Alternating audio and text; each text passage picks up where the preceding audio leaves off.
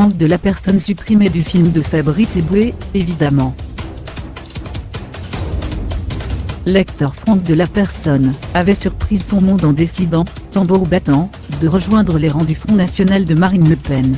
Désormais aux côtés du dissident Florian Philippot qui a lancé son mouvement, les Patriotes, il revient sous les projecteurs en raison des révélations du réalisateur et acteur Fabrice Eboué. Il a confié avoir fait tourner un autre comédien à sa place, lorsqu'il a raillé le FN, lors de la post-production de son long-métrage Coexister, histoire d'un producteur de musique à la dérive qui décide de monter un groupe constitué d'un rabbin, un curé et un imam afin de leur faire chanter le vivre ensemble. Bertla Seguela interchange Nelmim sur le plateau de Quotidien Sud TMC le 18 décembre, Fabrice Eboué est venu défendre son nouveau spectacle Plus rien à perdre.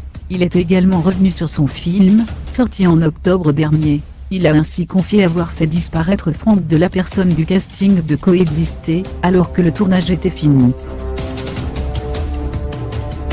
Les deux hommes avaient déjà collaboré ensemble, dans Casse Départ et Le Crocodile de Botswana et donc, sans surprise, l'humoriste avait songé à lui pour un petit rôle dans sa réalisation. Mais lorsqu'il découvre son choix politique, Fabrice Eboué est mal à l'aise. Je vous fais une confidence, il était dans mon dernier film, puisqu'avant de se prononcer pour le Front National, il avait tourné avec nous, il y a un an pile. Il faisait un petit guest, comme il l'a fait dans mes deux premiers films. Le film s'appelle Coexister, et on ouvrait la scène avec Franck de la Personne, soutien de Marine Le Pen, se souvient l'humoriste. J'ai retourné toute la scène avec un autre comédien, évidemment. Je ne lui ai rien dit, c'était trop compliqué, mais le risque, c'était qu'il devienne député, et ça devenait alors un film politique. Moi, c'était un film pour déconner. Moi je fais de la comédie, lui il fait de la politique, c'est son choix. Fabrice Eboué, peu avant, expliquait, dans Casse Départ, il incarnait un prêtre esclavagiste, et dans Le Crocodile du Botswana, il a joué l'assistant du dictateur. À chaque fois des rôles de salaud. Quand je l'avais au téléphone, il me disait j'adore le script. Mais je ne savais pas que c'était du premier degré. Je ne sais pas comment il a vrillé. Je n'ai pas eu plus de relation en dehors de ça avec lui. On m'a appelé 3 mois avant la sortie du film, et j'ai retourné toute la scène avec un autre comédien.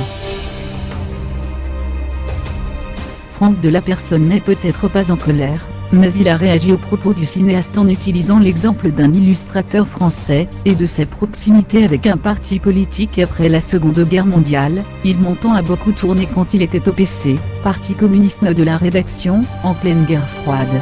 Il semble qu'un acteur de gauche, et patriote n'ait pas ce droit aujourd'hui. Si Franck de la Personne s'investit en politique, c'est donc plus que jamais au détriment de sa carrière et de son porte-monnaie.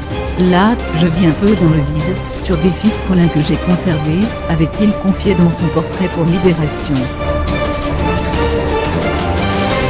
Stéphane Guillon, qui le connaît depuis les années 1980, avait écrit sur Facebook, post indisponible désormais, une lettre ouverte à son ami, suite à son ralliement à Marine Le Pen. Étonnamment, Franck se conclut très vite dans des choix faciles, présentateur d'une émission pour enfants, Vitamine, puis d'une autre pour grands enfants, Sexiza. Une série érotico-comique, à base de plagiat. Il explique le virage politique de son collègue ainsi, Franck est enfin une tête d'affiche, mais pas celle que tout le monde espérait. Tête de gondole.